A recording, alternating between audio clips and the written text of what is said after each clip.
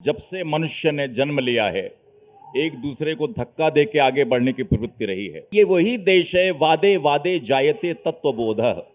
हर व्यक्ति अपने आप में एक संस्था है, हर व्यक्ति अपने आप में किसी दर्शन का उद्गाता है। लेखक विपक्ष के आसन पर ही बैठा होता है। जिस पे है इल्जाम खेमों की अवज्ञा का, उसकी सीढ़ी पर लगाई गई काई है। चींटियां आई थीं जो हक मांगने, उनको दे के बहलाया गया कुल्फी मलाई है। तो इस देश की जो राजभाषा है वो उतनी ही बार बार कमजोर होती है जितनी भाषाएं 8वीं अनुसूची में आकर प्रविष्ट होती हैं। ये हिंदी साहित्य का की जो स्थिति है, एक तरफ हम आत्मगौरव, आत्मश्लाघा से भरे हुए हैं और दूसरी तरफ उन्हें ये लगता है कि हमारा समूह जो है वो बहुत कुछ इससे अर्जित कर रहा है। मुझे ऐसा लगता है कि ये जो लोग भी हमारे कार्यक्रम को सुन रहे होंगे, मैं विषय को इसलिए इस पर मुख्य तौर पर ले आया कि अगर हम साहित्य की गुटबाजी की बात करेंगे तो इस पर भी बात होनी चाहिए। दो बड़े संगठनों के पदाधिकारियों ने दशकों का साथ छोड़ के हमारा साथ चुनना पसंद किया। यह क्या वजह थी कि जो कई दशक के संबंध है वो अचानक किसी कार्यक्रम में जाने से या किसी आयोजन काम में भागीदार होने से टूट जा रहे हैं? ये कैसी वैचारिक आस्था है? एक और दूसरा जो बिंदु है जिसकी तरफ गणेश पांडे जी ने इशारा किया कि अगर आप लोकतंत्र की बात करते हो, लेखक बनने की बुनियादी कसौटी है स्वतंत्रता, अपने आत्म से, अपने विचार से, तभी तो आप लोगों को बताना चाहते हो। तो जो लेखक अपनी कल्पना का संसार रचता है और कोई कृत्य सृजित करता है, वह अपने विचारों में, अपने व्यवहार में इतना कृपण और इतना संकीर्ण कैसे हो सकता है कि वह इस बात के लिए किसी का बहिष्कार करने लगे कि किसको कहाँ से प्रायोजक आ रहा है, कहाँ से पैसा आ रहा है, कौन से लोग बुलाए जा रहे हैं, किनकी क्या विचारधारा है। क्या वो मनुष्य नहीं? क्या मनुष्य और मनुष्य के बीच उसकी आर्थिक आधार पर, उसके परिवेश, उसके पृष्ठभूमि के आधार पर, उसके वस्त्र के आधार पर विभेद करना किसी लेखक के लिए न्यायोचित है? बहुत बहुत धन्यवाद आज तक के इस मंच को और इसके संचालक जो साहित्य के प्रखर पत्रकार हैं जयप्रकाश पांडे जी को। बहुत ही मौजूद विषय है और केवल ये आज का प्रासंगिक विषय नहीं है, बल्कि जब से मनुष्य ने जन्म लिया है, एक दूसरे को धक्का दे के आगे बढ़ने की प्रवृत्ति रही है। तो ये धक्का प्रधान सक्रियता का युग है। जितना धकिया सकते हैं उतनी जगह अपने लिए हासिल कर सकते हैं।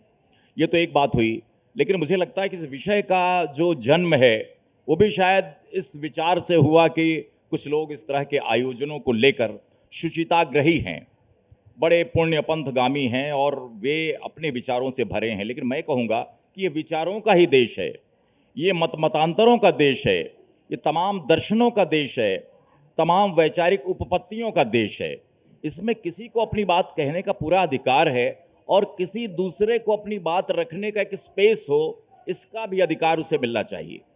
तो अभी जो नाट्य या जो ड्रामा साहित्य समाज में चल रहा है और अभी भी कुछ लोग अपनी बात रख रहे हैं सोशल मीडिया पर, क्योंकि वो एक ऐसा चौराहा है अनियंत्रित, जिसमें कोई भी अपनी बात आके कह सकता है, सींग लड़ा सकता है, मुठभेड़ कर सकता है, ट्रोल कर सकता है और अंत तक किसी व्यक्ति को नैतिक रूप से परिचालित करने की कोशिश कर सकता है। लेकिन ये वही देश है, वादे वादे जायते तत्वबोधः। हर व्यक्ति अपने आप में एक संस्था है, हर व्यक्ति अपने आप में किसी दर्शन का उद्गाता है। कम से कम अगर किसी विचार का पिछलगुआ नहीं है तो उसके अपने विचार हैं। मैं समझता हूं कि लेखक तमाम विचारकों के बीच पलता बढ़ता हुआ वो अपने विचारों का स्वामी भी होता है, अपने विचारों का प्रवर्तक भी होता है। हर लेखक का अपना भी पक्ष होता है और मूलतः लेखक विपक्ष के आसन पर ही बैठा होता है किसी भी काल में, किसी भी कालखंड में। इसीलिए अपारे काव्य संसारे कविरेवः प्रजापति कहा गया है। एक प्रजापति है जो विश्व का सृजन करता है, मानवता का सृजन करता है। दूसरी तरफ कवि है जो उसका अपना संसार होता है, वो इस संसार से दुखी होता है, इस संसार की विडंबनाओं से दुखी होता है, तो अपना प्रतिपक्ष रचता है, अपना प्रति संसार रचता है। मुझे लगता है कि इस तरह से हमें देखना चाहिए। लेकिन ये कहें कि जिस तरह का सवाल आसन्न संकट के रूप में अभी आपने रखा है, साहित्य में गुटबाजी या गुटबंदी, तो यह हमेशा से होता रहा है। हमारे यहाँ एक शायर ने कहा है कि क्या कहते हैं कि जिस पे है इल्ज़ाम खेमों की अवज्ञा का, जिस पे है इल्ज़ाम खेमों की अवज्ञा का, उसकी सीढ़ी पर लगाई गई काई है। चींटियां आई थीं जो हक मांगने उनको, दे के बहलाया गया कुल्फी मलाई है। क्या बात। तो ये अपने हक के बारे में प्रतिबद्ध रहना और दूसरे के हक को छीनना, और तमाम गुटों के ज़रिए, जैसा कि डॉक्टर गणेश पांडे जी जो कि हिंदी के वरिष्ठ आलोचक हैं, कवि हैं, उनका भी मानना है कि यह जो है विभिन्न विचार और मतांतरों का देश और लोकतंत्र में इसकी अपेक्षा रहनी चाहिए कि कोई भी व्यक्ति किसी भी मंच पर यदि है तो अपनी बात रखे। अगर मंच की कोई अवधारणा गलत है किसी समूह की, समुदाय की, व्यक्ति की, तो उसका वो विरोध भी करे। तो मुझे लगता है कि ये गुटबंदियाँ हमेशा सक्रिय रही हैं।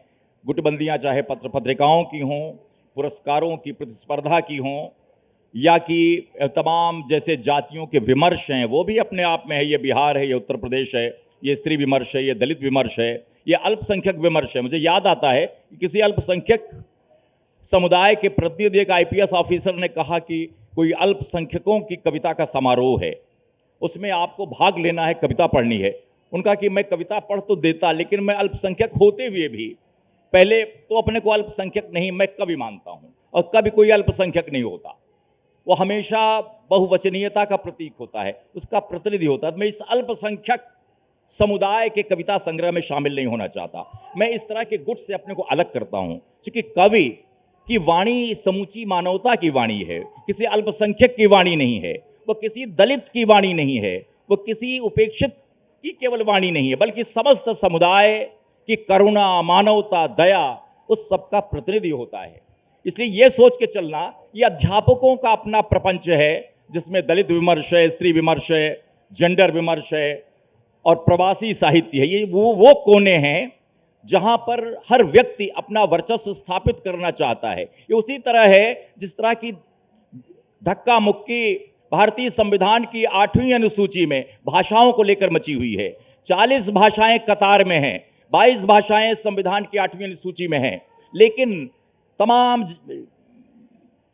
समयों से आंदोलन चल रहा है, ये भोजपुरी है, ये है, ये भाषा है, सब 8वीं अनुसूची में आने के लिए प्रतिबद्ध हैं। क्यों? क्योंकि उनकी अपनी भाषा के आ जाने से लगता है कि उनकी अपनी भाषा मजबूत होगी, लेकिन वे ये नहीं समझते इस देश की जो राजभाषा है वो उतनी ही बार बार कमजोर होती है जितनी भाषाएं 8वीं अनुसूची में आकर प्रविष्ट होती हैं। तो मैं समझता हूं कि तमाम तरह के गुटबाजियों के बीच भाषा, संप्रदाय, जाति, क्षेत्रवाद और इस तरह की जो वैचारिक अंतर संघर्ष हैं, ये मानता हूं कि गुटबाजी रहे, लेकिन वैचारिक संघर्ष और वैचारिक जुझारूपन भी और मतांतरों को पूरी जगह मिलती रहे। एक ध्रुवीय विश्व हो ऐसा मैं नहीं चाहता हूं, एक ध्रुवीय रचना संसार हो ये भी नहीं चाहता हूं। हर व्यक्ति को अवसर मिले, उसको धकियाया ना जाए।